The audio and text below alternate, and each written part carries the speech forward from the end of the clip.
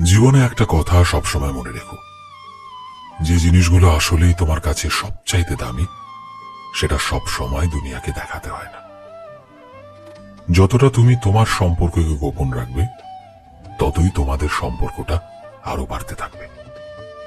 আজকের যুগে আমরা প্রায় সবকিছুই সোশ্যাল মিডিয়াতে শেয়ার করে থাকি, নিজেদের সম্পর্ক, প্রতিটা মুহূর্ত, প্রতিটা কথা। কিন্তু একটা সত্যি কথা কি জানো তো, সবাই কিন্তু তোমার খুশিটা দেখে খুশি হয় না। আর কিছু মানুষের নজর সত্যি খারাপ হয়। সম্পর্ককে গোপন রাখা মানে এটা নয় যে তুমি তোমার সম্পর্ককে লুকিয়ে রাখছো, বরং এটাই মানে যে তুমি তোমার সম্পর্কটাকে রক্ষা করছো।